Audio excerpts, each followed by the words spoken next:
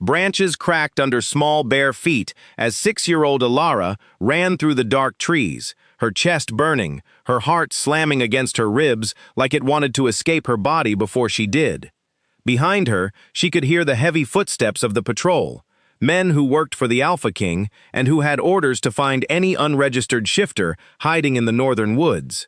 She did not know the word unregistered yet. She only knew that something strange and burning was happening inside her, and that if the men in gray coats caught her, she would never see her mother again. She had been picking berries near the stream when it happened. One moment she was a small girl with muddy knees, and the next, her skin had rippled like water. Her bones had bent in ways that should have hurt but somehow did not, and fur the color of wet stone had covered her arms and legs. She had looked down at paws where her hands used to be and screamed, and that scream was what brought the patrol running. Now she moved on 4 legs instead of 2, faster than she had ever moved before, weaving between tree trunks with an instinct she did not understand. The forest blurred into streaks of green and brown. Somewhere behind her, a man shouted for the others to spread out. Somewhere ahead, if she could just reach it, was the fallen log near her family's cabin, the one she used as a hiding place when she played alone. She did not know how long she ran. Time did not work the same way when your heart was this afraid. When she finally broke through the tree line and saw the crooked chimney of her home, she nearly cried out in relief, but some deeper part of her, the part that had just been born in that instant of transformation, told her to stay silent. She pressed her small wolf body low against the ground and crawled the last stretch through the tall grass. Her mother was standing at the well, pulling up a bucket of water, when she saw the animal moving through the grass toward the house. For a moment, her mother's face went pale with fear, the natural fear of anyone who saw a wolf approaching their home. Then something in the animal's eyes, wide and brown and so much like her daughter's eyes, made her drop the bucket and run forward instead of away. By the time Alara's father came around from the barn, his wife was on her knees in the dirt, her arms wrapped around a small gray wolf that was shaking uncontrollably. He froze at the sight, his hand instinctively reaching for the axe leaning against the woodpile, and then he saw his wife's face, streaked with tears, and he understood. They got her inside before the patrol reached the edge of their land. Her mother held her close on the kitchen floor and whispered to her, over and over, that everything would be fine, that she just needed to breathe, that she needed to think about being a little girl again, not a wolf. It took almost an hour. When Alara finally shifted back, exhausted and confused and covered in a cold sweat, she was too tired to even ask questions. That night, after the patrol had come to the door, asked their questions, and left without finding anything unusual, her parents sat her down at the table with a single candle burning between them. Her father's hands were still shaking slightly as he spoke. He told her that what had happened to her was not something she could ever speak about, not to the neighbors, not to her teacher, not even to her closest friend if she ever made one. He explained, as gently as a frightened parent could, that people who were not born into shifter families but who could still change into wolves were seen as bad omens by many packs, and worse, as threats by the Alpha King's court, which controlled every registered pack in the kingdom. Unregistered shifters were sometimes taken away. Some were never seen again. Nobody in their family had ever shifted before. There was no explanation for why she could, only the plain fact that she could, and that fact alone made her dangerous to everyone who loved her. Her mother, kneeling beside her chair, took both of Alara's small hands in hers and made her promise. Not a promise like the ones she made about eating her vegetables or going to bed on time. A promise that mattered more than anything else in her life. She would never let anyone see her shift again. Never.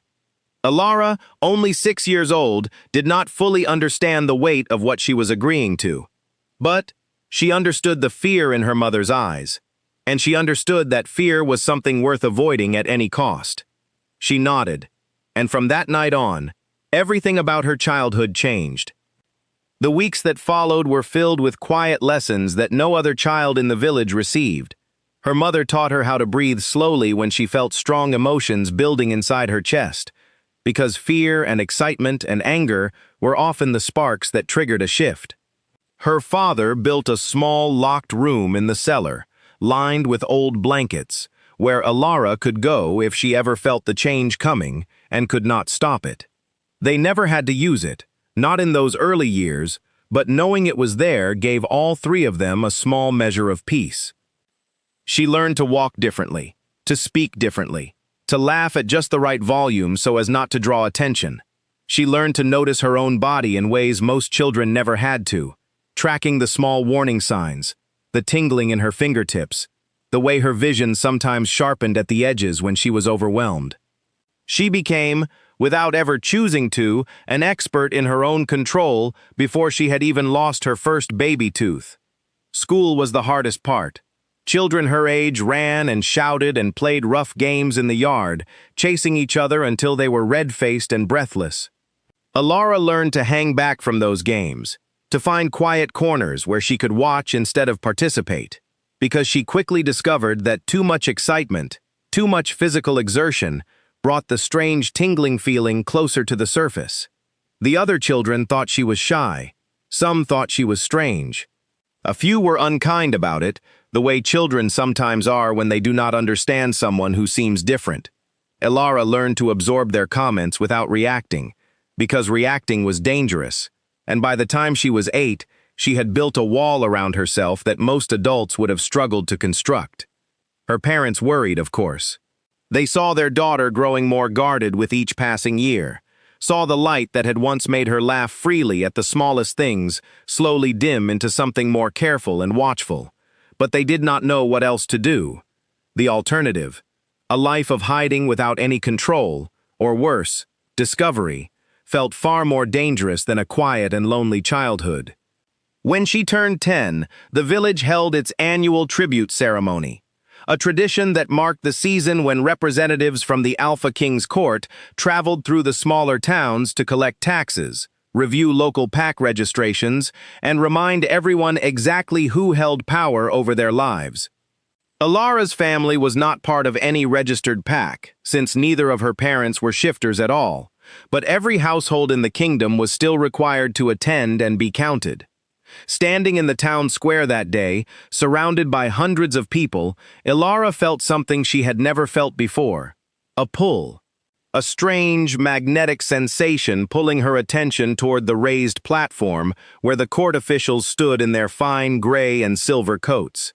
She did not understand it then, but years later she would come to recognize it as the natural instinct of a shifter responding to the presence of powerful pack magic, the kind that radiated from anyone closely connected to the Alpha King's bloodline.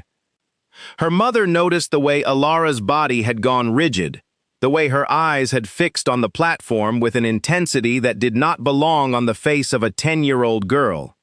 She gripped her daughter's shoulder hard enough to leave a mark and murmured a single word in her ear: "Breathe."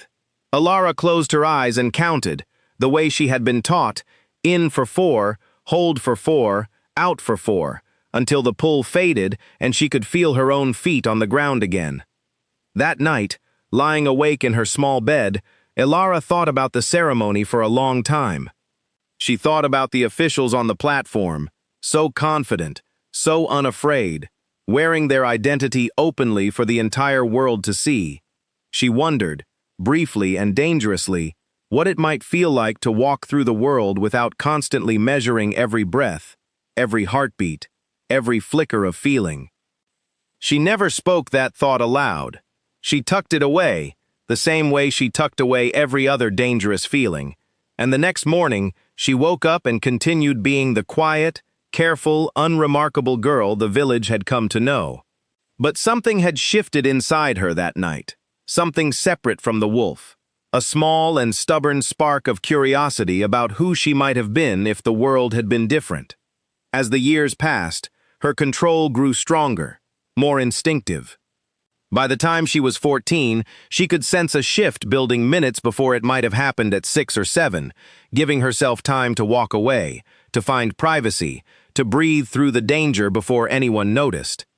Her parents, watching her master something most adult shifters struggled with even after formal pack training, began to understand that their daughter possessed more than just an unfortunate secret. She possessed a rare kind of discipline, one built entirely out of necessity and fear, but discipline all the same. Still, the cost of that discipline followed her everywhere. She did not attend the harvest dances that other girls her age looked forward to all year, afraid that the music and the spinning and the closeness of other bodies might loosen the careful grip she kept on herself. She did not let herself fall for the boy who worked at her father's mill, even though he was kind to her in a way that made her chest ache with something she refused to name. She kept every door in her life half closed, every relationship shallow enough that no one could get close enough to notice the truth.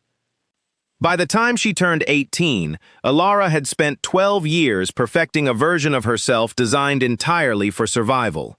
She had learned to read a room in seconds, to sense danger before it fully arrived, to disappear into the background of any gathering so completely that people sometimes forgot she had been there at all. It was a lonely kind of mastery, but it was hers, built with her own two hands out of nothing but fear and love and the promise she had made to her mother on that candlelit night so many years before. She did not know yet that her carefully built world was about to be tested in ways she could never have imagined, that the quiet life she had constructed for herself in the shadow of the Alpha King's court was only the beginning of a much larger story. For now, she simply lived, one careful breath at a time, holding her secret close the way other people held on to their most treasured memories, because for Ilara, her secret was not just a memory, it was her entire life. The letter arrived on a gray morning in early spring, carried by a courier who did not bother to explain its importance before riding away again. Ilara's mother read it twice before setting it down on the table, with hands that trembled slightly. The Alpha King's court, seated in the capital city of Veyrith, was seeking clerks to manage its growing archive of pack records, tax registers, and territorial maps. The position required no shifter blood, no family connections, nothing but literacy, patience, and a talent for quiet, careful work. Ilara, now 20 years old, read the letter 3 times herself before she understood what her mother already knew. This was an opportunity most young women in their village would never see in their lifetime, and it was also, in its own strange way, the safest kind of danger Ilara could imagine. A position inside the court meant proximity to the very people who hunted unregistered shifters. It meant working within walking distance of trained enforcers who could likely sense the presence of an untrained shifter simply by standing close enough. But it also meant something else.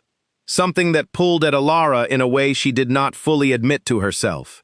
It meant independence.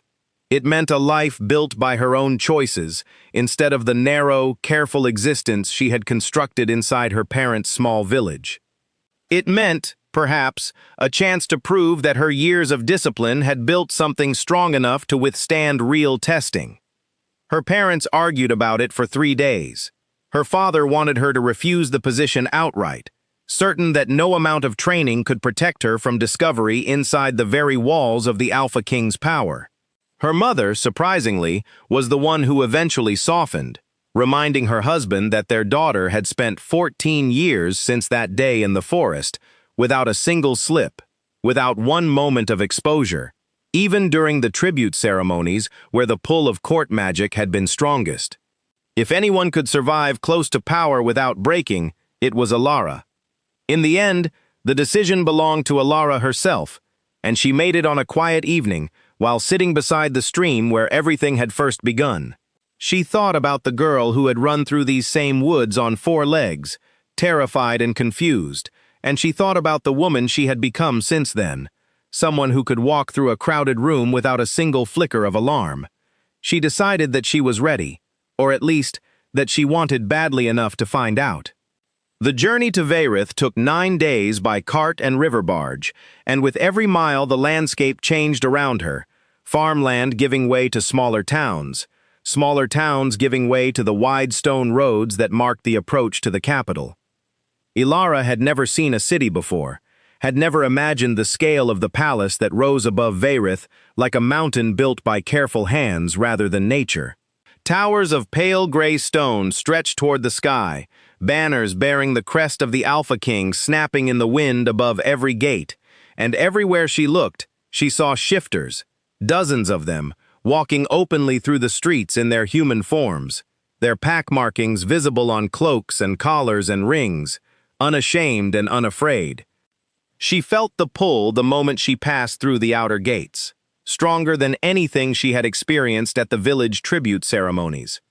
The concentration of pack magic inside the city was overwhelming, a low hum beneath her skin that made her palms tingle and her breath come shorter than usual. She spent her first night in the modest room provided to new clerks doing nothing but breathing exercises, counting slowly in the darkness until the hum faded enough for her to sleep.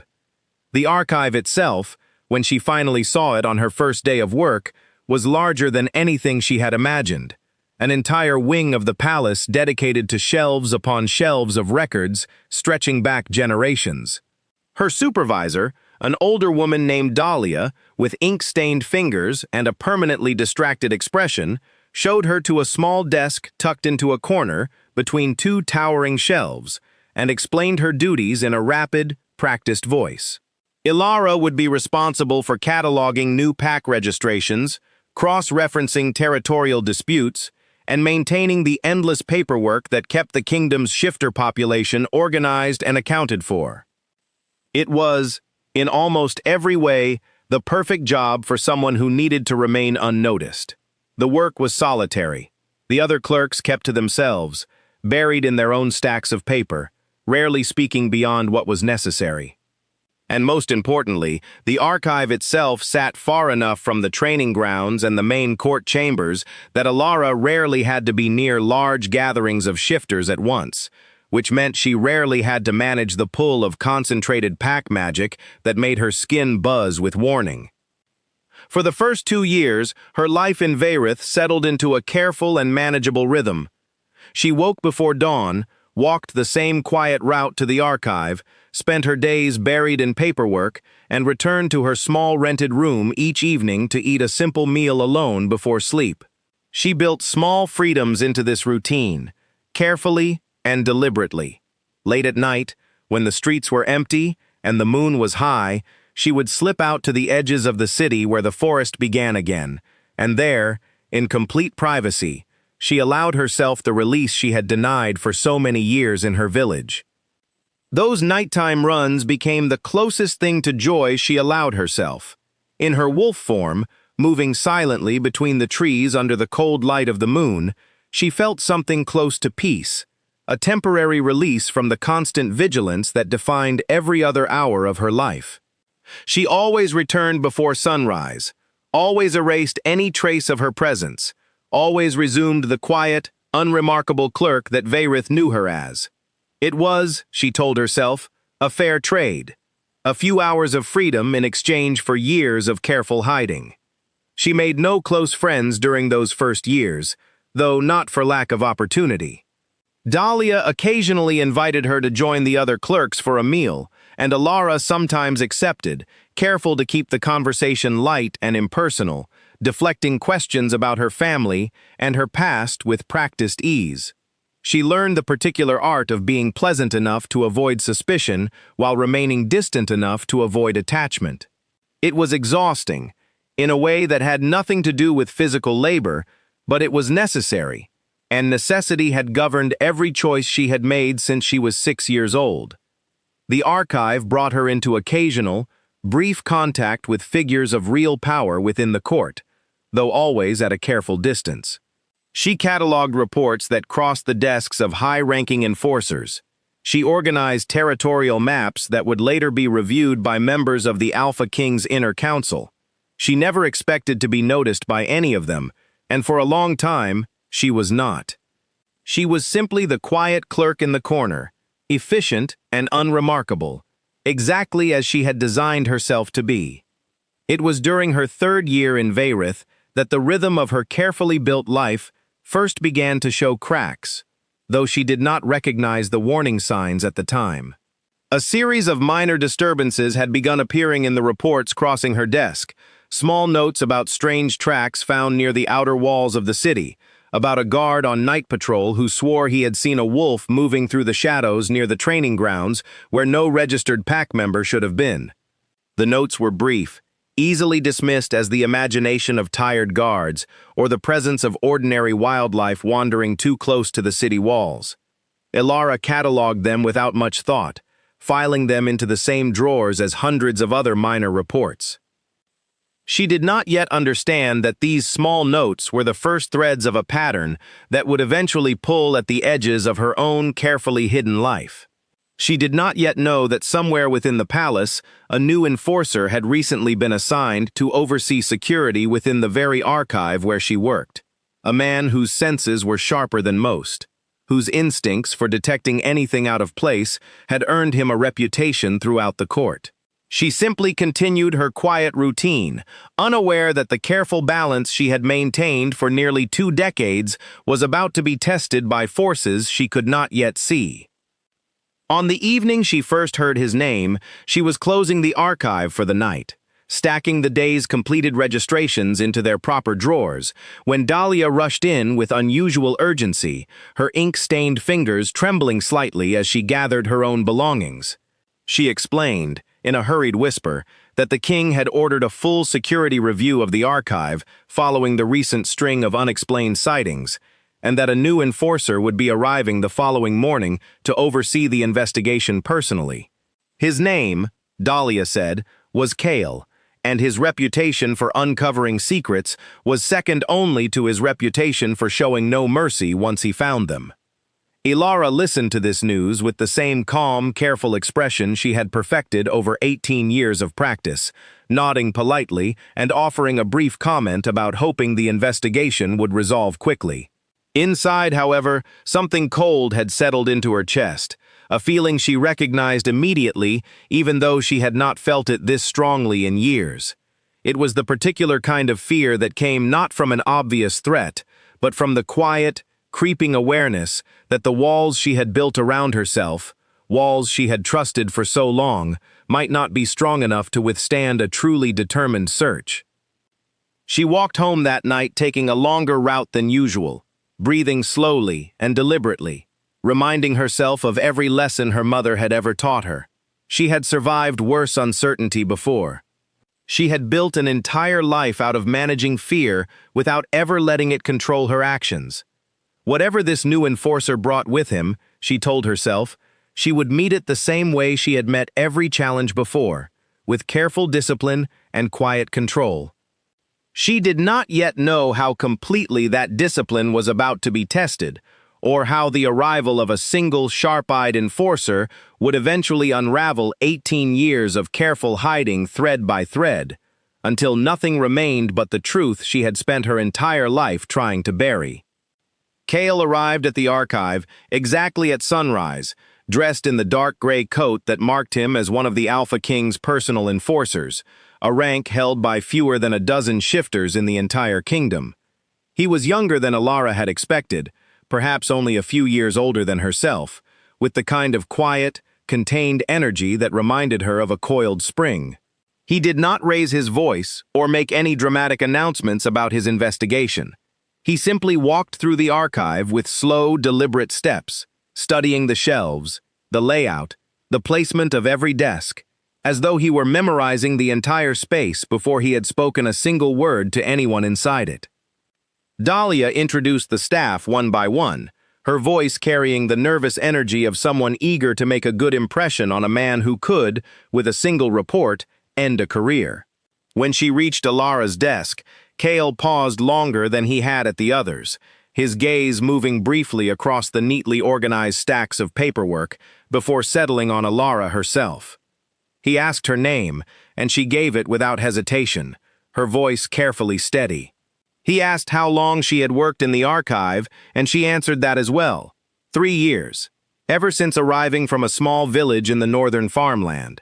He nodded, said nothing further, and moved on to the next desk. It was a brief, unremarkable exchange, the kind of interaction that should not have left any lasting impression on either of them. And yet, As the days passed, Ilara found herself increasingly aware of Kale's presence throughout the archive, not because he sought her out specifically, but because his careful, methodical review of the space meant he was often nearby, studying records, questioning staff, cross-referencing the recent reports of strange tracks and unexplained sightings against the archive's official pack registrations. He worked with a quiet intensity that made the other clerks visibly nervous, though Ilara noticed that his questions were never unfair, never designed to trap or humiliate. He simply wanted answers, and he pursued them with a patience that felt, in its own way, more unsettling than aggression would have been.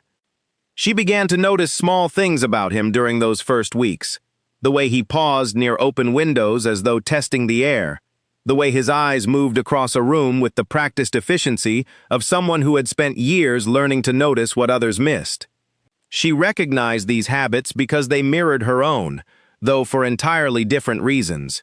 He was searching for danger. She was avoiding becoming it. 3 weeks into his investigation, Kale called a brief meeting with the senior archive staff to share an update on his findings. Ilara sat near the back of the room, taking careful notes as she always did, while he explained that the recent sightings near the outer walls appeared to be the work of a single, highly disciplined shifter, someone capable of moving through the city without triggering the usual detection wards placed around sensitive areas.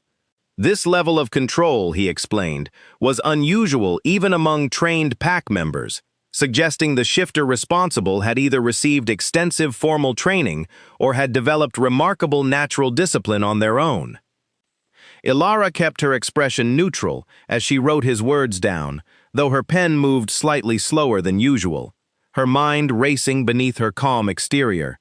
She thought of her own nighttime runs beyond the city walls, careful and controlled, always timed to avoid the patrol routes she had memorized over years of quiet observation.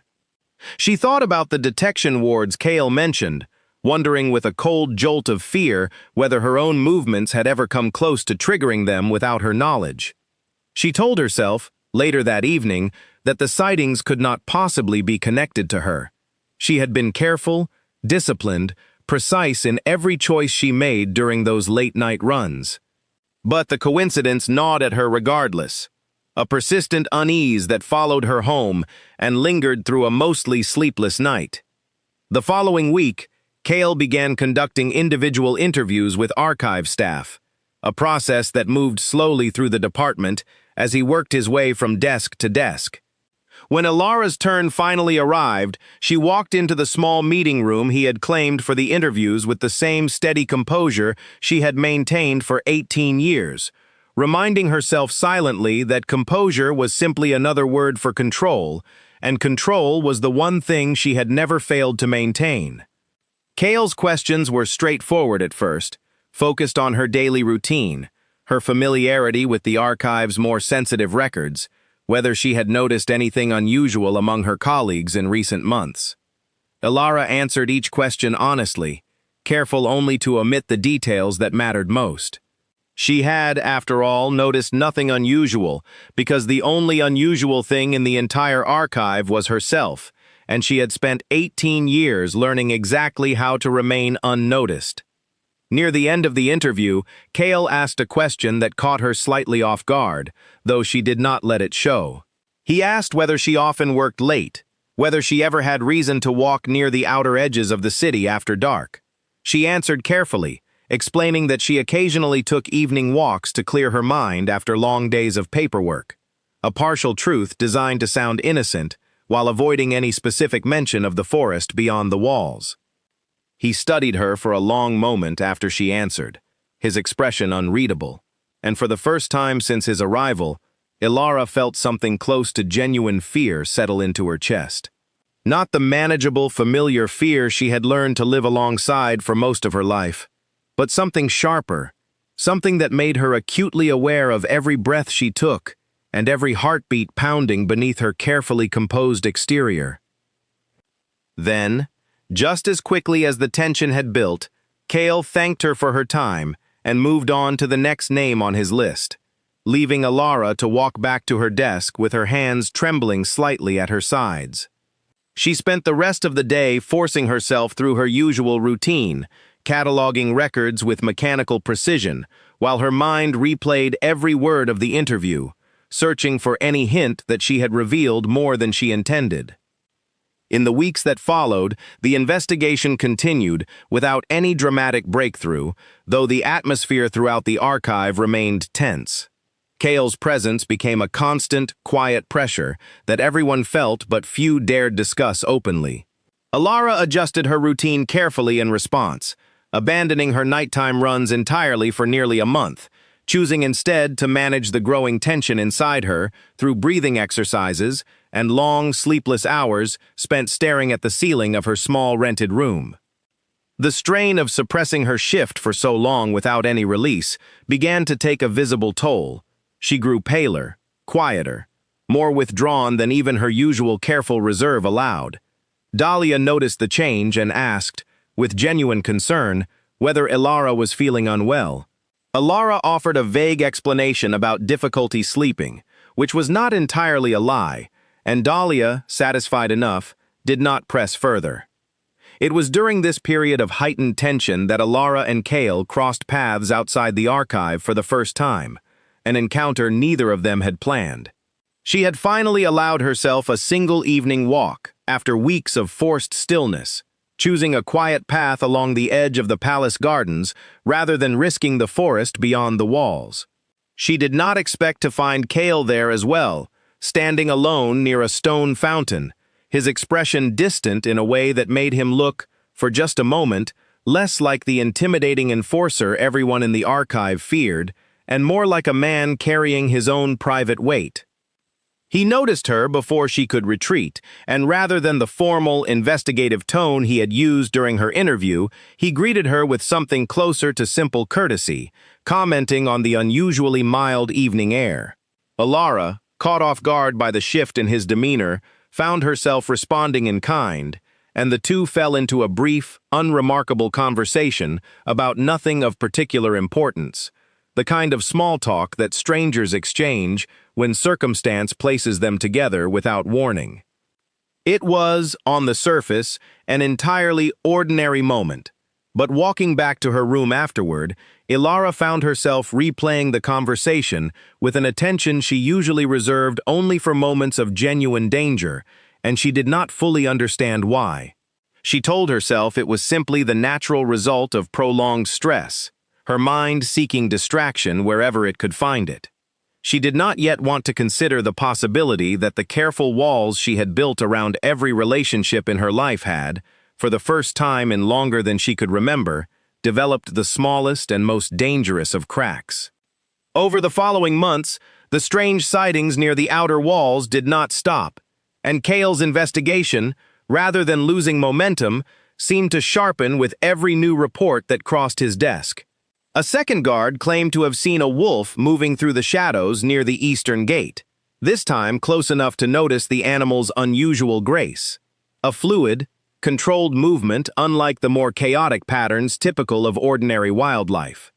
A third report described tracks found near a section of the outer wall known to have particularly strong detection wards, tracks that, according to the guards who found them, seemed to weave deliberately around the ward's boundaries, as though whoever left them understood exactly where the invisible lines of magic had been placed. This last report troubled Cale more than any of the others, and he made no secret of his concern during the following staff briefing. Whoever was responsible for these sightings possessed not just physical discipline, but detailed knowledge of the city's security systems, knowledge that suggested either extensive training within a registered pack, or, more troubling still, access to information that should have been available only to court officials and enforcers. Alara, sitting near the back of the briefing room as she always did, felt the full weight of those words settle over her like a physical pressure. She had never deliberately studied the placement of the city's detection wards. She had simply avoided them instinctively, the same way she had avoided crowded gatherings and loud, sudden noises for her entire life, relying on a kind of intuitive caution that had kept her safe since childhood. But she understood, listening to Cale's careful analysis, that her instinctive caution looked, to an outside observer, remarkably similar to deliberate, informed evasion. The very discipline that had protected her for 18 years was now the exact pattern of behavior, drawing unwanted attention toward the mystery Cale was determined to solve.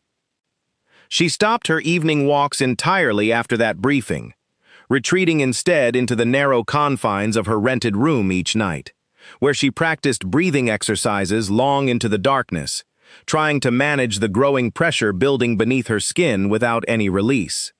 The tension became a constant companion, humming beneath every interaction, every quiet moment at her desk, every careful conversation with colleagues who had no idea what she was carrying. It was during this period that she began to notice Cale watching her more closely than he watched the other clerks, though his attention never carried the sharp, accusatory edge she might have expected from a man actively suspicious of her involvement. Instead, his glances seemed almost concerned, lingering a moment longer than professional courtesy required, as though he had noticed the toll the growing tension was taking on her and wondered, privately, what might be causing it. One afternoon, as she organized a stack of territorial records at her desk, he approached without the formal distance he usually maintained during his investigation, and asked, in a tone far gentler than she expected, whether she was managing well under the increased scrutiny throughout the archive. She assured him she was fine, offering the same practiced calm she had relied on for years, but something in her voice must have betrayed more than she intended, because he studied her for a long moment before simply nodding and returning to his own work without further questions. That small moment of unexpected kindness unsettled her more than any of his formal interviews had. She found herself thinking about it throughout the rest of the day, turning the memory over in her mind the way she might examine a stone for hidden cracks. She had spent 18 years avoiding exactly this kind of attention, the kind that noticed too much, that lingered too long, that threatened to see past the careful surface she presented to the world. And yet, rather than feeling only fear at the thought of Cale's growing attentiveness, she recognized, with quiet alarm, a small and unfamiliar warmth accompanying it. She reminded herself sharply that this warmth was dangerous, perhaps more dangerous than any physical threat she had faced before. Fear she knew how to manage. She had years of practice controlling her body's response to fear, breathing through it, containing it, using it as fuel for greater discipline rather than allowing it to overwhelm her. But this new feeling, this quiet pull toward a man whose entire purpose in the archive was to uncover exactly the kind of secret she had spent her life protecting, followed none of the familiar patterns she knew how to manage. Weeks passed in this uneasy balance, the investigation continuing without resolution, the tension in the archive remaining a constant undercurrent beneath the ordinary rhythm of daily work. Then, one evening, everything shifted when Dahlia burst into the archive just before closing, her face pale with alarm, carrying news that would change the course of everything that followed. A guard on night patrol near the training grounds, deep within the palace walls themselves rather than the outer city, had been attacked. He had survived, though badly injured, and had given a confused, frightened account of a powerful wolf moving with impossible speed through an area that should have been completely secure. This was no longer a minor sighting near the outer walls easily dismissed as wildlife or an isolated wandering shifter. This was an attack within the very heart of the Alpha King's palace, and it demanded an immediate and forceful response. The following morning, the Alpha King himself called an emergency session of his full council, and within hours, an order had been issued throughout Vayrith that sent a wave of fear through every unregistered shifter in the city, though only a small handful of people, Ilara among them, understood the full weight of what that order truly meant. Every resident of Vayrith without an established pack registration would be required to submit to formal testing, a process capable of confirming or denying the presence of shifter blood in anyone who underwent it, regardless of whether they had ever shown any outward sign of that ability. Ilara heard the announcement read aloud in the archive's main hall, standing among dozens of her colleagues, her expression carefully arranged into the same mild concern everyone else displayed. Inside, however, she felt the floor of her carefully constructed world begin to crack beneath her feet. 18 years of discipline, of careful breathing, of quiet vigilance, all of it had been built around a single, unshakable foundation, the belief that as long as she never allowed anyone to witness her shift directly, her secret would remain safe. She had never once considered a scenario in which her body itself, tested through methods she did not fully understand, might betray the truth without her consent. Walking home that evening, she found herself calculating, for the first time since arriving in Veyrith, the practical details of leaving the city entirely. She thought of the roads leading north, back toward the farmland where she had grown up, and wondered whether she could disappear before the testing reached the archive staff.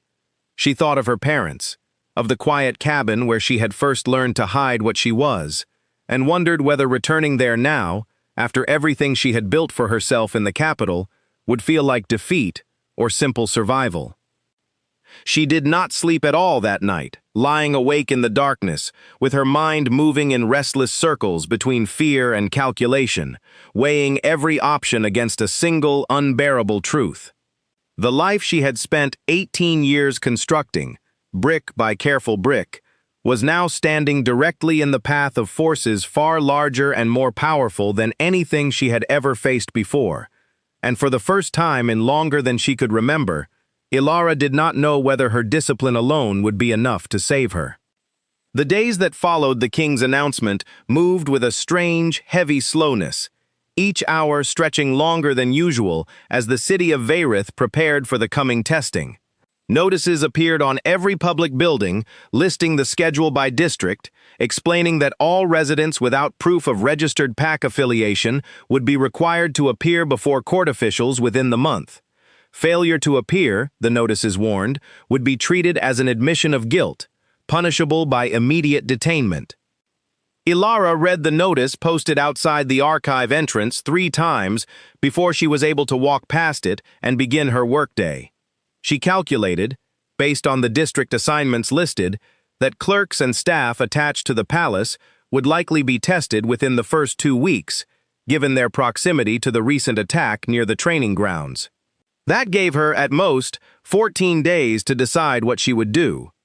She considered fleeing more seriously than she had allowed herself to before, turning the idea over during long, sleepless nights. She had some savings set aside from her years of steady work, enough to fund a journey back toward the northern farmland, or perhaps further, toward one of the smaller kingdoms beyond the mountains where the Alpha King's authority held less absolute power. But every time she came close to committing to the plan, something held her back. A stubborn thread of reluctance she did not fully understand until she forced herself to examine it honestly. She did not want to leave. Not simply because leaving meant abandoning the life she had built, the small, hard-won independence that came with her position in the archive, but because some quiet, defiant part of her resisted the idea of running before she had exhausted every other option. She had spent 18 years disappearing, shrinking herself into whatever shape kept her safest, and something about the idea of doing it again, permanently, felt less like survival and more like surrender. Instead, she began searching for a different kind of solution, spending her evenings poring over the very records she cataloged each day, looking for any precedent, any exception within the kingdom's laws that might offer her a path through the testing without exposure. She found little to comfort her. The testing method itself, as far as she could determine from the sparse official descriptions available in the archive, relied on a combination of enchanted ink and controlled magical resonance, a process designed specifically to detect shifter blood regardless of whether the subject had ever consciously triggered a transformation.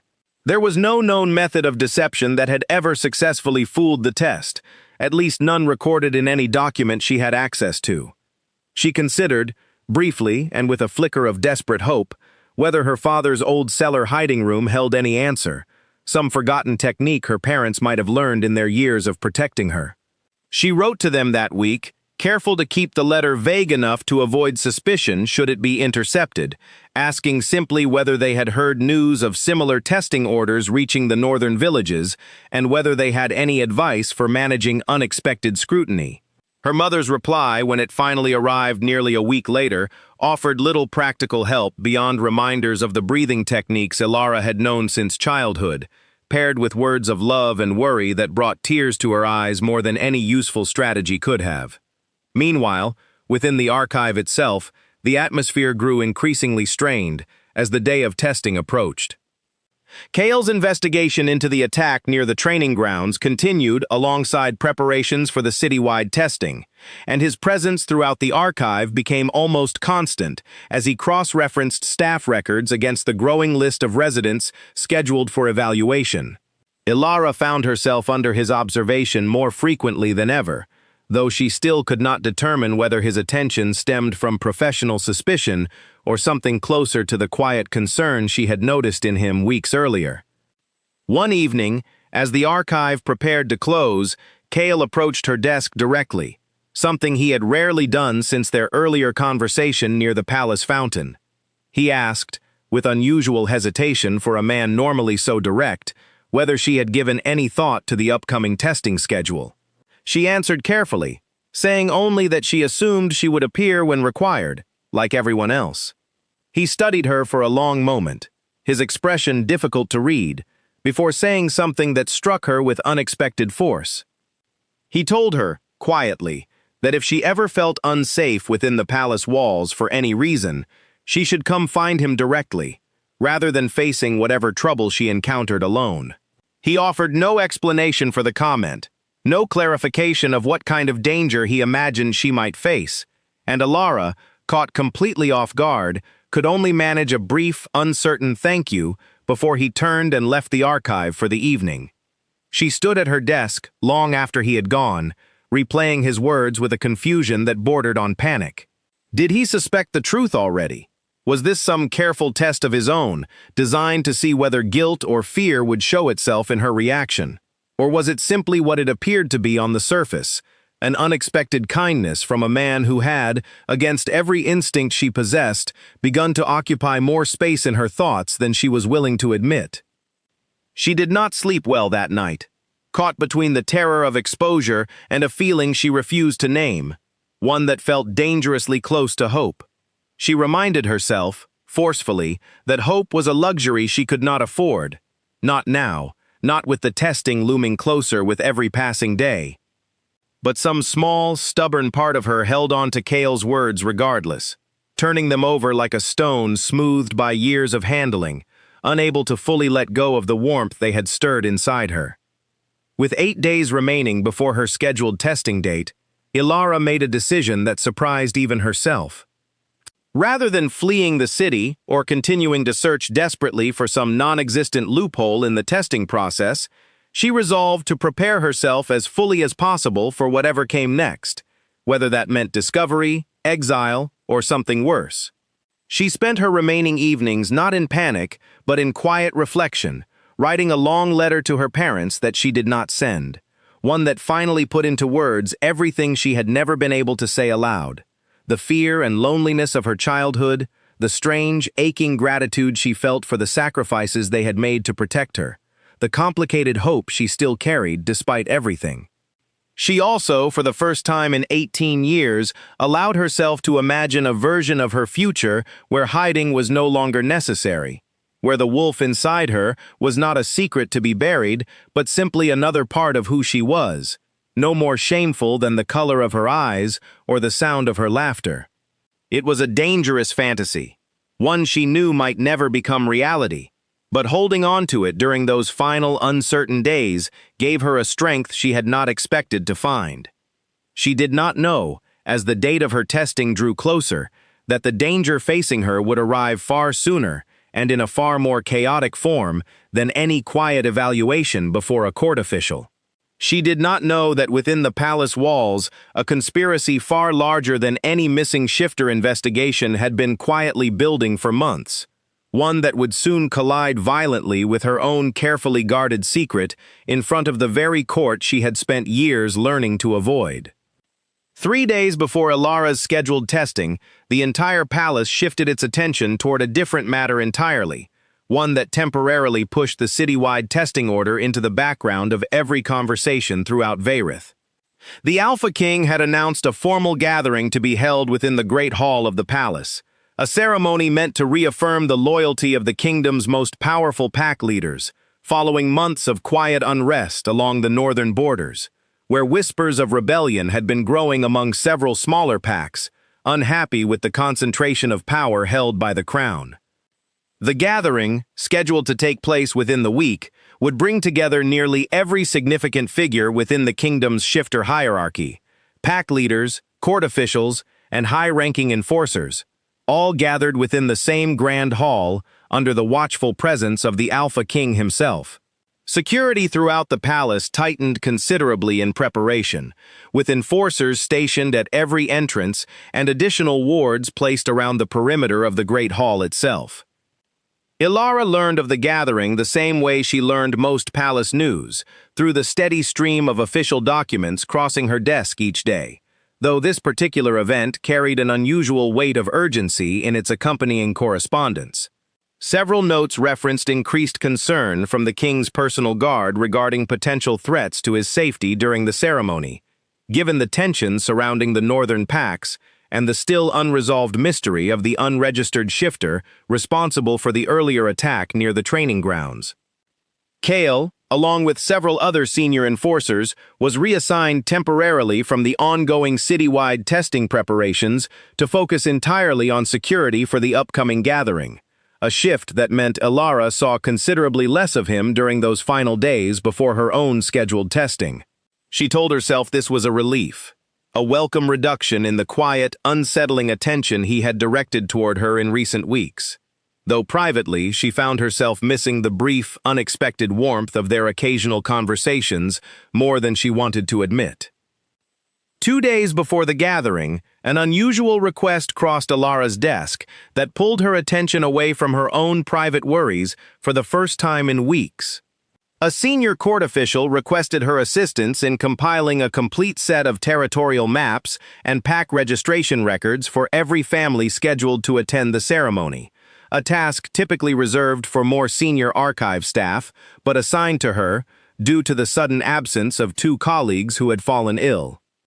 The work proved more demanding than her usual duties, requiring her to cross-reference dozens of overlapping records spanning multiple generations of pack leadership, and she found herself staying well past her usual hours to complete the task before the deadline.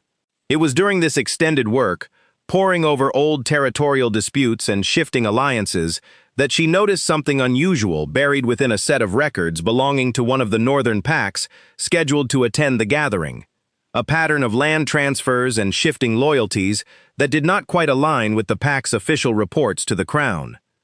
She was not certain, at first, whether the discrepancy meant anything significant or simply reflected an administrative error common enough within decades-old records. But something about the pattern nagged at her, the same quiet instinct that had kept her safe for 18 years, now directing her attention toward a different kind of danger entirely. She flagged the discrepancy in her notes, intending to mention it to Dahlia the following morning, before finally allowing herself to leave the archive for the night, exhausted from hours of careful cross-referencing. The following day brought little opportunity to raise her concerns, as the entire palace descended into the controlled chaos of final preparations for the gathering. Dahlia, overwhelmed with her own responsibilities, promised to review Ilara's notes as soon as the ceremony had passed, and Ilara, though uneasy, had no choice but to accept the delay, telling herself that whatever the discrepancy meant, it could likely wait a few more days without consequence. She was wrong, though she would not understand exactly how wrong until the gathering itself was already underway. As archive staff, she and her colleagues were not expected to attend the formal ceremony directly, their roles limited to preparing the necessary documentation in advance.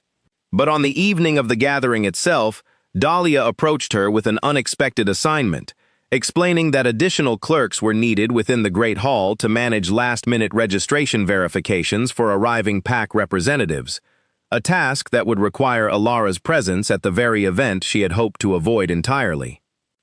Ilara's stomach tightened at the news, every instinct urging her to find some excuse, some reason to avoid standing within a room that would soon hold the concentrated presence of nearly every powerful shifter in the kingdom, including the Alpha King himself. She knew, from painful experience, exactly what that kind of concentrated pack magic did to her control, remembering the overwhelming pull she had felt on her very first day arriving in Vayrith, a sensation far weaker than what she now anticipated facing within the Great Hall itself. But refusing the assignment risked drawing exactly the kind of attention she could not afford, particularly with her own testing scheduled for just days later.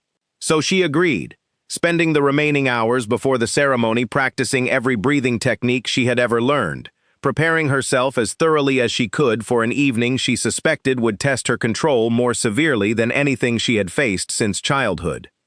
She dressed in the simple, formal attire required of archive staff attending official functions, her hands steady despite the anxiety churning beneath her calm exterior, and made her way toward the Great Hall as the first pack representatives began arriving through the palace's grand entrance. The hall itself, when she finally stepped inside, took her breath away despite her nervousness. Vast ceilings rising high above rows of banners representing every pack in the kingdom. Hundreds of candles casting warm light across polished stone floors. And at the far end of the room, a raised platform where the Alpha King's throne stood empty, awaiting his arrival. She took her position near a smaller table set aside for registration verification, working alongside two other clerks to check arriving guests against the official guest lists compiled over the preceding weeks. The pull of concentrated pack magic hit her almost immediately, stronger than she had anticipated, a low hum beneath her skin that made her fingers tremble slightly as she reviewed each new arrival's documentation. She focused entirely on her breathing, counting silently between each interaction, grateful for the simple, repetitive nature of her task, which gave her mind something concrete to hold on to amid the overwhelming sensory pressure building around her. As the hall filled with arriving guests, Ilara caught occasional glimpses of Kale moving through the crowd, dressed in formal enforcer attire, his sharp eyes scanning every corner of the room with the same careful attention she had watched him bring to the archive during his investigation. He did not approach her directly, clearly focused entirely on his security duties, but their eyes met briefly across the crowded hall on two separate occasions, and each time, Ilara felt her pulse quicken in a way that had nothing to do with the overwhelming pack magic surrounding her. She did not yet know that somewhere within that same crowded hall, hidden among the very guests she had helped verify, danger of an entirely different kind was quietly preparing to strike. Danger that would soon force her into a choice she had spent 18 years desperately trying to avoid. The Alpha King entered the Great Hall shortly after the last of the pack representatives had been announced, and the entire room fell into a hush so complete that Ilara could hear her own heartbeat pounding in her ears. He was an imposing figure, tall and broad-shouldered, silver-threaded through his dark hair despite a face that showed few other signs of age, and the moment he crossed the threshold into the hall, the pull of pack magic that had been building steadily throughout the evening intensified into something almost unbearable. Ilara gripped the edge of the registration table hard enough that her knuckles turned white, forcing herself to breathe through the sudden surge of pressure radiating through her chest. She had never stood this close to the Alpha King before, had never felt the full, undiluted weight of his presence, and for a terrifying moment, she feared her control might finally fail her after 18 years of careful discipline. She closed her eyes briefly, counting in slow, measured breaths, and by the time she opened them again, the worst of the sensation had settled into something manageable, though still far stronger than anything she had experienced before. The formal proceedings began shortly after the king took his place upon the raised platform, a series of speeches and ceremonial pledges of loyalty from the assembled pack leaders, each one stepping forward in turn to renew their oaths before the crown. Ilara, along with the other clerks, remained near the registration table throughout the ceremony, though her official duties had largely concluded once the last guest had been verified, leaving her with little to do but observe the proceedings while managing the persistent hum of pressure beneath her skin. It was during this quiet period of observation that she noticed something troubling among the gathered pack leaders, a tension radiating from the representative of the Northern Pack, whose records she had flagged just 2 days earlier. He stood rigidly among his fellow pack leaders, his expression carefully composed, but his eyes darting occasionally toward the hall's side entrances in a manner that struck Alara as distinctly out of place amid the otherwise formal, controlled atmosphere of the ceremony. She thought back to the discrepancy she had discovered in his pack's records, the unusual pattern of land transfers that had not aligned with official reports, and felt a fresh wave of unease settle over her. She searched the crowd for Kale, hoping to catch his attention and share her concerns, but he had moved to a position near one of the hall's side entrances, too far away for her to reach without drawing unwanted attention during the formal proceedings. She told herself, as the ceremony continued, that she was likely overreacting, that the stress of her own precarious situation was causing her to see danger in every shadow. But the unease refused to fully fade, sitting heavy in her stomach, even as the pledges of loyalty continued, one pack leader after another stepping forward to kneel before the Alpha King and renew their sworn commitments. When the Northern Pack leader's turn finally arrived, he stepped forward with the same careful composure he had maintained throughout the evening, and Alara watched closely as he knelt before the king, speaking the traditional words of loyalty in a voice that carried clearly across the silent hall. For a moment, everything proceeded exactly as it had for every pack leader before him, and Alara felt a flicker of relief, wondering whether her instincts had simply misled her. Then, as the pack leader rose from his kneeling position, something shifted in the atmosphere of the hall, a subtle change that Alara felt more than saw, a sudden spike in tension radiating from multiple points around the room's perimeter rather than from any single source. She turned instinctively toward the nearest side entrance and saw several unfamiliar figures moving through the crowd with a coordinated purpose that immediately marked them as different from the other guests. Their movements too deliberate, too focused, to belong to ordinary attendees simply navigating the crowded hall. Before she could fully process what she was witnessing, the Northern Pack leader who had just risen from his loyalty pledge moved with sudden, shocking speed toward the raised platform where the Alpha King stood, his hand emerging from beneath his formal robes holding a blade that caught the candlelight in a brief, terrible flash. The hall erupted into chaos in an instant. Screams echoed off the high stone ceilings as guests scrambled away from the platform, enforcers throughout the room surging forward toward the sudden threat, their own weapons drawn as they fought against the panicked crowd blocking their path. Alara, frozen for one critical heartbeat by the sheer speed of the unfolding violence, saw Kale moving from his position near the side entrance, cutting through the chaos with the trained precision of a man who had spent years preparing for exactly this kind of moment. But he was still too far away, the distance between him and the platform filled with panicked bodies that slowed his progress with every desperate step. The Alpha King, despite the suddenness of the attack, moved with the reflexes of a shifter who had survived countless threats throughout his long reign, twisting away from the first strike of the blade with practiced ease.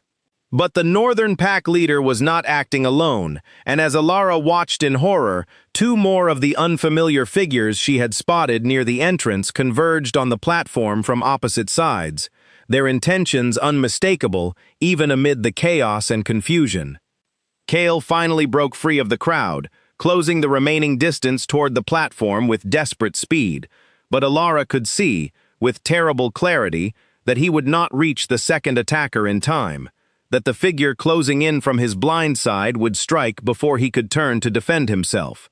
Every instinct she had spent 18 years suppressing suddenly surged forward with an intensity she had never experienced before, a raw, primal urgency that overwhelmed every careful breathing technique, every practiced moment of control she had built her entire life around. She did not consciously decide to move. Her body simply acted, propelled by an instinct far older and more powerful than any lesson her mother had ever taught her. And as she surged forward across the chaotic hall, she felt the familiar, terrifying ripple move across her skin, the bones beneath her carefully maintained composure finally bending beyond her ability to control them. 18 years of discipline dissolving in the space of a single desperate heartbeat. By the time Alara reached the edge of the platform, she was no longer running on two legs. The transformation had overtaken her fully in the space of a few desperate strides, her clothing falling away, as fur the color of wet stone rippled across her body, her senses sharpening into the heightened clarity she had only ever allowed herself to experience alone, deep within the safety of the moonlit forest. She did not think about the hundreds of eyes now turning toward her in stunned disbelief. She thought only of Kale, moving with his back exposed toward the attacker closing in from his blind side, and she moved with a speed and precision that startled even the enforcers who had trained their entire lives for moments exactly like this one. She reached the attacker a half-second before his blade could find its mark, her powerful jaws closing around his forearm with enough force to send the weapon clattering harmlessly across the stone floor. He screamed, stumbling backward, and Alara released him immediately once the threat had passed, her focus already shifting toward the remaining chaos still unfolding around the platform. Kale spun at the sudden movement beside him, his weapon raised instinctively before he registered what had just happened, and for one suspended moment, his eyes met the wolf's steady, familiar gaze, recognition dawning across his face with a shock that briefly overwhelmed even the urgency of the ongoing threat. But there was no time for questions, no time for anything beyond the immediate danger still surrounding them, and he turned back toward the fight with barely a heartbeat's hesitation, trusting, in that critical moment, the unexpected ally who had just saved his life. Together, though separated by the vast difference between them, they moved to defend the platform where the Alpha King now fought off the first attacker with his own considerable strength, other enforcers finally breaking through the panicked crowd to join the defense. The third attacker, seeing his companions overwhelmed, attempted to flee toward a side entrance, only to find his path blocked by additional guards who had rushed in from the palace corridors beyond the hall. Within a few chaotic, adrenaline-soaked minutes, the immediate threat had been contained, the three attackers restrained and disarmed.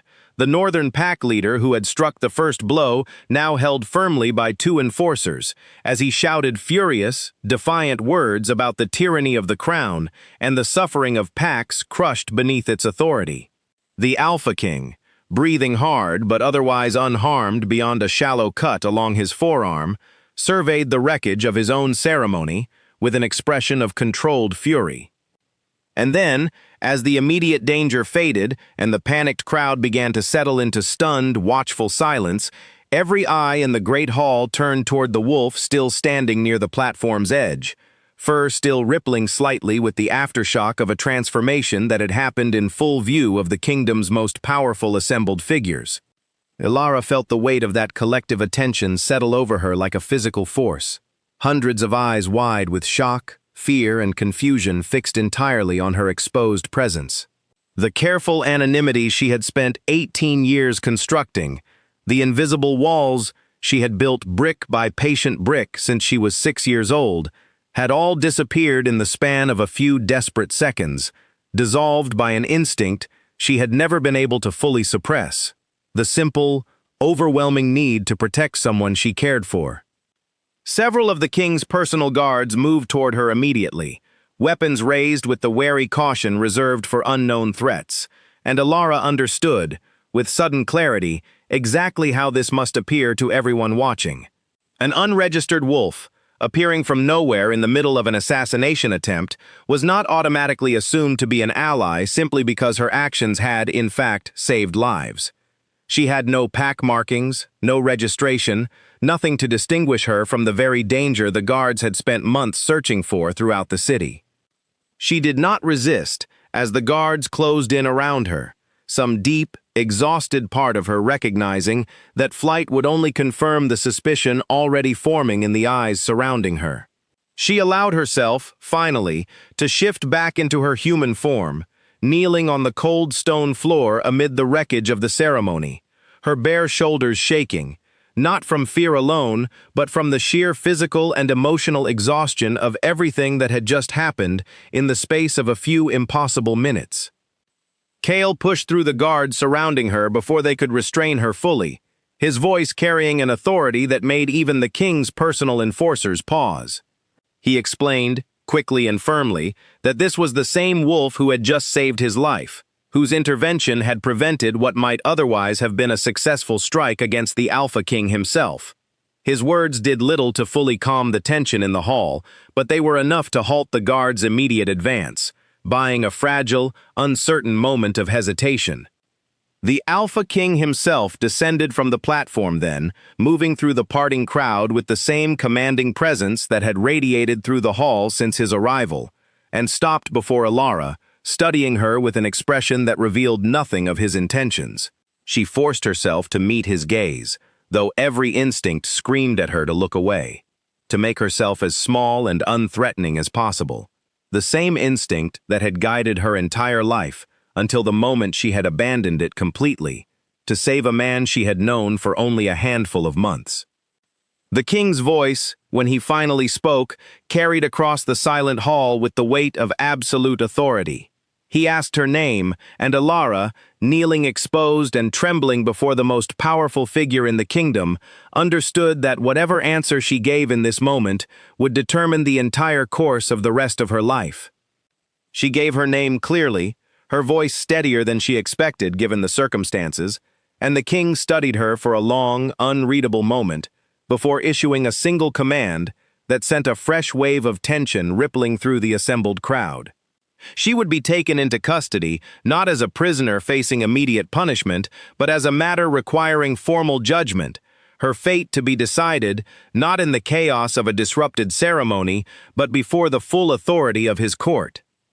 As the guards finally moved to escort her from the hall, Alara caught one last glimpse of Cale's face among the surrounding crowd, his expression a complicated mixture of concern, confusion, and something else she could not fully identify in the brief moment before she was led away. 18 years of careful hiding had ended in the span of a few desperate seconds, and now, for the first time since she was 6 years old, Alara faced the truth of her existence, with no walls left standing to protect her, only the uncertain judgment of a court that held her entire future in its hands. The room where Alara was held that night was not the kind of cell she had feared during her most anxious imaginings. It was a modest chamber within a quieter wing of the palace, furnished with a simple bed and a single narrow window that looked out over the moonlit gardens below. Guarded but not chained, watched but not treated with outright cruelty. She sat on the edge of the bed for hours after the guards had left her there, still wrapped in the borrowed cloak someone had offered her before the long walk from the great hall, her mind replaying the events of the evening in an endless, exhausting loop. She thought of her parents, and the promise she had made to her mother so many years ago beside a single flickering candle. She had kept that promise for 18 years, through countless moments of danger and temptation, only to break it in the end, not through carelessness or weakness, but through a choice she would make again, without hesitation if given the chance. She did not regret saving Cale's life. She regretted only that the cost of that choice now threatened to undo everything her parents had sacrificed to protect. Sleep did not come easily, and when it finally did, it was shallow and restless, filled with fragmented images of forests and firelight, and the wide, startled eyes of hundreds of strangers staring at her exposed form. She woke before dawn to the sound of the chamber door opening and found herself face to face with a court official she did not recognize, who informed her, without any warmth or explanation, that she would appear before the Alpha King's full council within the hour to answer for her actions. She was given simple, formal clothing to wear, plain but clean, and escorted through quiet palace corridors toward the council chamber, a smaller and more intimate space than the Great Hall, though no less intimidating given the gravity of what awaited her within it. The chamber held a long table where the king's most trusted advisors sat, along with several senior enforcers positioned along the walls, and at the head of the table, the Alpha King himself, his expression unreadable as she was brought before him. Alara stood at the center of the room, forcing herself to keep her spine straight despite the trembling she felt beneath her calm exterior, and waited as the formal proceedings began. A senior council member read a summary of the previous evening's events aloud, detailing the assassination attempt, the identification of the Northern Pack leader and his co-conspirators, and finally, the unexpected intervention of an unregistered shifter whose actions had directly prevented harm to the crown. When the summary concluded, the Alpha King addressed her directly for the first time since the previous night, his voice carrying the same commanding authority she remembered, though tempered now with something closer to genuine curiosity than outright hostility. He asked her to explain herself, not simply her actions during the attack, but the entire truth of her existence, how a woman with no shifter lineage in her family had come to possess the ability to transform, and how she had managed to conceal that ability for what appeared to be the majority of her life. Alara took a slow breath, the same steadying breath her mother had taught her so many years ago, and began to speak.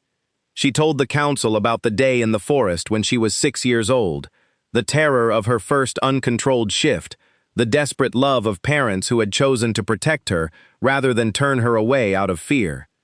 She explained the years of careful discipline that followed, the breathing techniques, the constant vigilance, the quiet sacrifices that had shaped every aspect of her childhood and the years that followed it. She spoke of her decision to come to Vayrith, not out of any desire for danger, but out of a simple human wish for independence and purpose beyond the narrow confines of hiding. She did not attempt to minimize the risk her presence had posed, nor did she offer excuses for the deception she had maintained for so long. She simply told the truth, plainly and completely, understanding that whatever judgment the council reached would be shaped as much by her honesty in this moment as by the actions that had brought her before them.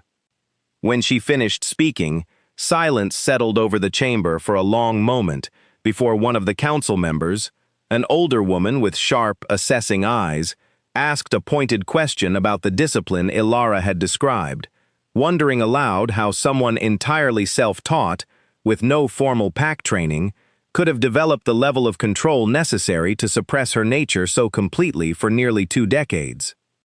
Alara answered honestly, explaining that necessity had been her only teacher, that the alternative to control had always been discovery, and discovery had always meant danger, not just to herself, but to the parents who had risked everything to protect her. The council member studied her for a long moment after this answer, her expression shifting subtly into something that looked, unexpectedly, like grudging respect. It was at this point that Kale, who had been standing quietly along the chamber wall throughout the proceedings, stepped forward and requested permission to address the council directly. The Alpha King granted it with a brief nod, and Kale spoke with the same careful precision he had brought to his investigation throughout the preceding months, though his words now carried a different weight entirely. He described, in clear and measured detail, the moment of the attack itself, how Alara's intervention had prevented what would almost certainly have been a fatal strike against him, how her control in that critical moment, choosing precisely when and how to act, despite the overwhelming chaos surrounding her, demonstrated exactly the kind of discipline she had just described to the council. He argued, respectfully but firmly, that a person capable of such restraint, who had spent 18 years causing no harm to anyone despite possessing considerable power, represented not a threat to the kingdom, but a rare example of exactly the kind of character the crown should wish to have within its own ranks. The Alpha King listened to Kale's testimony without interruption, his expression thoughtful, and when Kale finished speaking, the king turned his attention back to Alara with a look that seemed to weigh every word she and Kale had both offered. He asked her one final question, his voice quieter now, carrying less of the formal authority of judgment and more of genuine, personal curiosity. He asked her what she wanted, now that her secret had finally been revealed, now that the choice of hiding or running was no longer available to her. Alara considered the question carefully before answering, aware that whatever she said in this moment would shape not just the council's judgment, but the entire direction of the life still remaining to her. She answered honestly, telling the king that she wanted, more than anything, to stop hiding, to build a life where her strength was not a burden to be concealed, but simply a part of who she was, and that if given the chance, she wished to use that strength in service of the kingdom rather than in fear of it. The Alpha King studied her for a long, silent moment, the entire council chamber holding its breath alongside her, before finally speaking the words that would determine everything that came next. The Alpha King rose from his seat at the head of the council table, and the entire chamber seemed to still around him as he moved to stand directly before Alara, close enough now that she could see the fine details of the silver threaded through his dark hair and the faint scar along his jaw. A mark, she suspected, from some earlier confrontation, long before she had ever set foot in Vayrith. He studied her for a long moment, and then, in a voice that carried both authority and something unexpectedly gentle, he announced his judgment before the full council. She would not face punishment for her years of concealment, he declared, recognizing that her silence had caused harm to no one, and that her family's decision to shield a frightened child rather than abandon her to an uncertain fate spoke of love rather than deception. Nor would she face punishment for the moment her secret had finally broken, since that moment had come not through carelessness, but through an act of genuine courage that had directly protected both his own life and the life of one of his most trusted enforcers. Instead, the king offered her a choice, one that no unregistered shifter in the history of his reign had ever been extended. She could return to her former quiet existence within the archive, her true nature now formally registered and protected under the crown's authority, free from the constant fear of discovery that had shaped every day of her life until this point. Or, if she wished, she could accept a position within his own personal guard, training alongside enforcers like Kale to develop and refine the raw strength and discipline she had spent 18 years suppressing rather than developing, using her unique history not as a source of shame, but as a foundation for a new kind of service to the kingdom. The chamber remained silent as Alara absorbed the weight of this unexpected offer, the reality of it settling slowly over her exhausted mind. She had walked into this room prepared for judgment, for punishment, perhaps even for the kind of exile her parents had feared since the day of her very first shift. She had not allowed herself to imagine anything close to what the king now offered, a future built not on hiding but on genuine purpose, a life where the very thing she had spent nearly 2 decades concealing might finally become her greatest strength, rather than her deepest fear. She thought, in that suspended moment of decision, of her parents and the sacrifices they had made, of the quiet cabin in the northern farmland where everything had first begun, of the terrified 6-year-old girl who had run through dark trees not knowing whether she would survive the night. She thought of every careful breath she had taken since then, every moment of loneliness endured in service of a secret she could finally, at last, set down. She looked toward Kale, standing quietly along the chamber wall, his expression carrying a quiet hope he made no effort to hide, and something in his steady, patient gaze helped settle the final uncertainty still lingering in her heart. She turned back to the Alpha King and, with a steadiness that surprised even herself, accepted his offer to join the palace guard, choosing, for the first time in her life, a future built on strength rather than concealment. The weeks that followed brought changes to Alara's life more profound than anything she had experienced since that first terrifying transformation so many years before. She began formal training under the guidance of the palace's most experienced enforcers, learning to channel the discipline she had spent 18 years using for suppression into something far more powerful and purposeful. The transition was not always easy. Years of instinctive restraint did not disappear overnight, and she often found herself holding back during training exercises out of habits too deeply ingrained to abandon quickly. But slowly, with patience and consistent encouragement from her new colleagues, she began to understand what it truly meant to embrace her own strength rather than fear it. Kale became not just a colleague during this period, but something closer to a genuine friend, and eventually, something more meaningful still. Their shared history, the months of quiet observation before her secret's exposure, the desperate moment of the assassination attempt that had bound their fates together in front of the entire court, gave their growing relationship a foundation built on honesty rather than the careful deception that had governed nearly every other relationship in Alara's life.